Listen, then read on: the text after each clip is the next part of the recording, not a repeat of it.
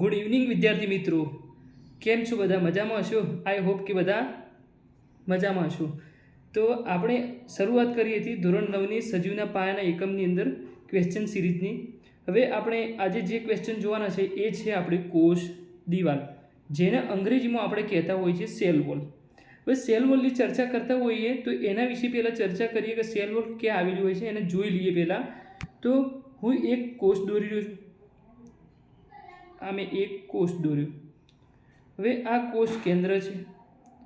આ જે મેં દોર્યું આ કોષની જે આ છે એ કોષ રસ પટલ છે. શું છે એ? કોષ રસ પટલ. કેમ કોષ રસ પટલ કીધું?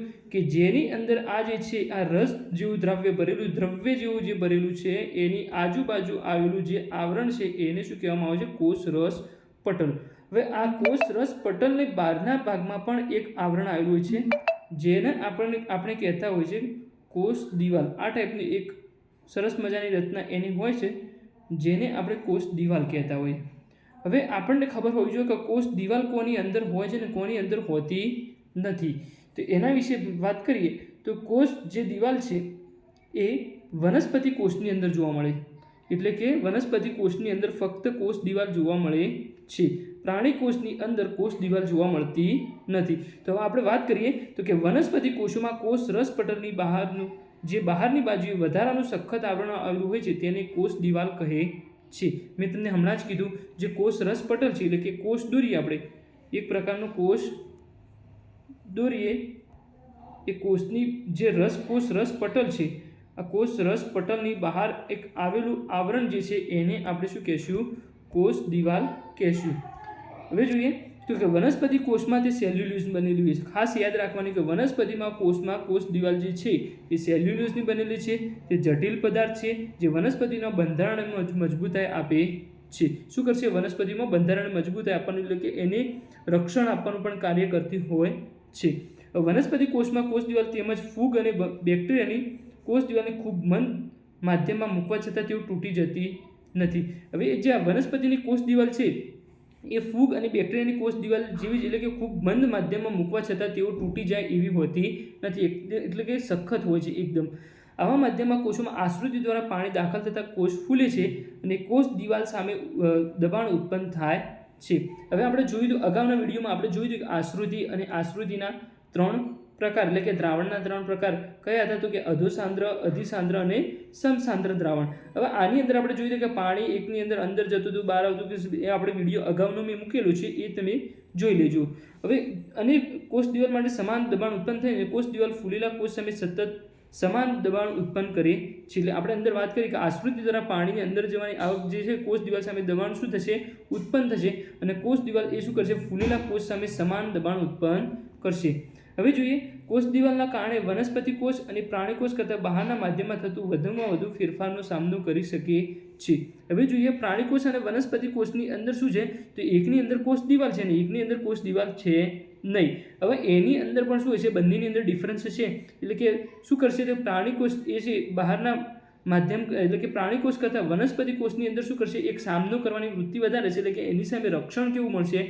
વધારે મળશે. હવે જોઈએ નેક્સ્ટ પોઈન્ટ તો કે જીવંત વનસ્પતિ કોષ આશ્રિત દ્વારા પાણી ગુમાવે ત્યારે તે ચીમળાઈ જાય છે. હવે જીવંત વનસ્પતિ કોષ હોય એ પાણી શું કરશે? ગુમાવશે. એટલે કે અંદરનું પાણી જ્યારે એ બહાર જશે એટલે વધુ સંકેન્દ્રણ તરફથી પાણી કેવા ઓછા સંકેન્દ્રણ તરફ જશે એટલે શું થશે? પાણી એટલે કે બહાર જશે એટલે સંકોચન થશે છે. આપણે વાત કરી હતી કે જે રીતે સૂકી દ્રાક્ષ હોય એની અંદર પાણીની અંદર મૂકીએ તો એ કેવી થઈ જાય? ફૂલેલી થઈ જાય. પરંતુ જ્યારે એને બીજા કોઈ દ્રવ્ય મૂકવામાં આવે એસિડિક કોઈ દ્રવ્યની અંદર મૂકવામાં એટલે એ શું થશે? એ ચીમળાઈ જશે. તો સંકોચન પામી તે કોષ રસ દિવાલથી દૂર જાય છે. આ ઘટનાને રસ સંકોચન કહેવાય છે. હવે હું તમને દર્શાવી દઉં રસ સંકોચન કઈ રીતની ક્રિયા થતી હોય. ધારો કે એક આ કોષ દિવાલ છે. હવે કોષ દિવાલની અંદર આવેલો છે આપણો એક આ પ્રકારનો કોષ આવેલો છે ને કોષ કેન્દ્ર છે. બરાબર. હવે ચલો આ બહારનું જે છે એ શું છે? કોષ દિવાલ છે. આ કોષ રસ પટલ છે ને આ શું છે? કોષ કેન્દ્ર. હવે આની અંદર જે જોઈએ તો શું થશે? તો જ્યારે આની અંદરથી પાણી શું કરશે? બહાર આવશે. બહાર આવશે પાણી અંદરથી શું થશે? બહાર આવશે. એટલે બહાર આવશે એટલે અંદરનો જે કોષ છે એ શું કરશે? થોડું એટલે કે એની અંદરથી રસ સંકોચન એટલે કે રસનું શું થશે, સંકોચન થશે, એટલે કોષનો આકાર શું થશે, બદલાઈ જશે.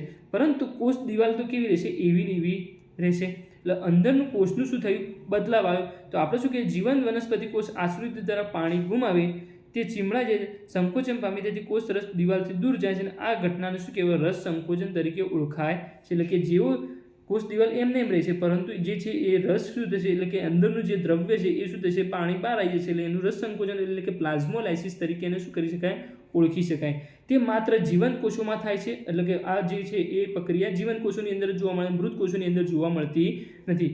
મૃત કોષો વનસ્પતિ દ્વારા પાણીનું શોષણ કરવાની ક્ષમતા ધરાવતા નથી. આપણે ચર્ચા કરી કે મૃત કોષો જે છે આસુદી દ્વારા પાણીની આપ લે કરી શકતા નથી, શોષણ કરી શકવાની ક્ષમતા ધરાવતા નથી. તો મારો વિડીયો ગમ્યો હોય તો લાઈક કરજો, શેર કરજો અને સબસ્ક્રાઈબ કરજો. Thank you so much.